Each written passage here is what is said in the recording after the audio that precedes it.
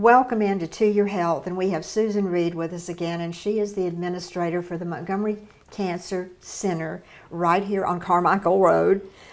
You've been there 10 years, but the Cancer Center has been there a long time, and there are some utterly amazing doctors. And I have to give them kudos, because the two things that I want in a doctor is competence and compassion.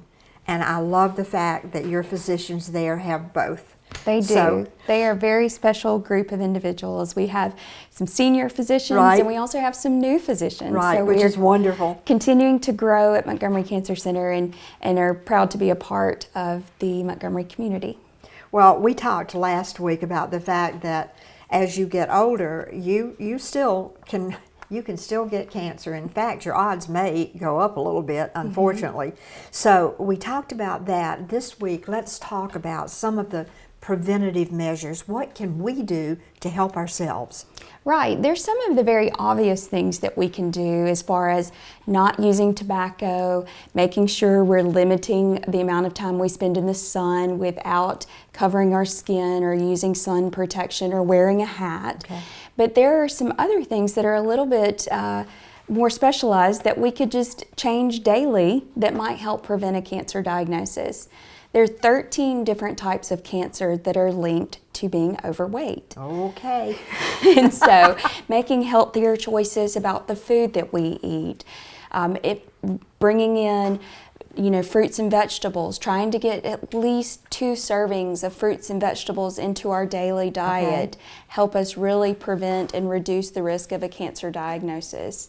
Moving around, moving our body, exercise is very important, and you don't have to do, we're not looking for everyone to run a marathon, but we're encouraging you to move your body in the way that you can, whether that's walking to the mailbox, or as you can move around your yard, or walking just in your home. We want to encourage people to keep that muscle strength up and move and keep moving, even if it's just standing up once an hour, to make sure that we're keeping our joints and body moving. That exercise and making good, healthy food choices for ourselves is very important. And so I think just any small steps we can make for prevention, in addition to completing our screenings and seeing our physician, very important.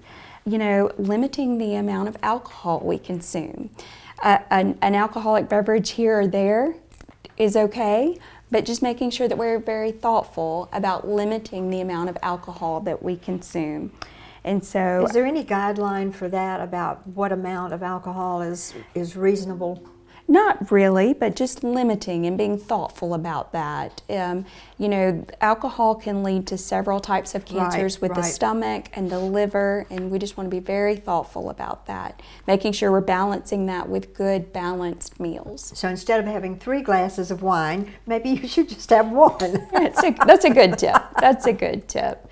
But in all ways, just being very thoughtful about prevention and protecting yourself.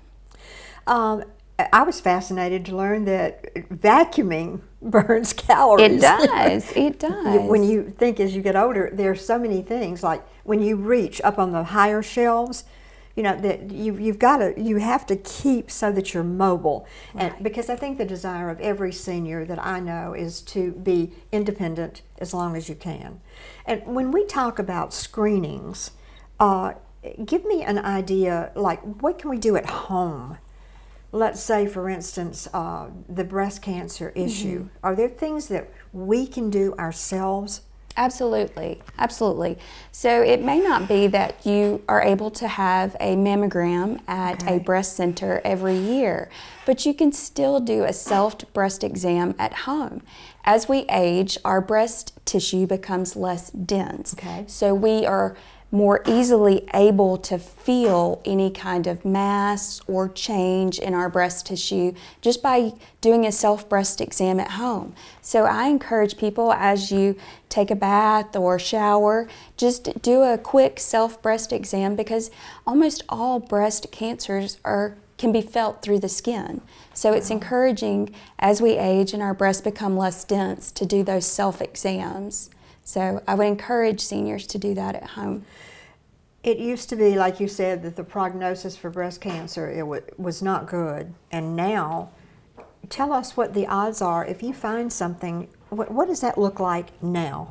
Absolutely. The treatment options are really advanced and they've come a long way. They've changed and they're able to make great strides in managing disease or keeping disease from spreading. So while it's not incurable, it can be managed. And I think that's what's important for seniors to understand, is that cancer can be treated in different ways. It may not be a cure that we're seeking, but it may be a disease to be managed, much like diabetes or much like high blood pressure. Think of cancer as something to be managed and maybe not cured, if that makes sense. Okay. And sometimes you can just totally cure and get rid of it. It's Indeed. never coming back. Indeed. That happens every day.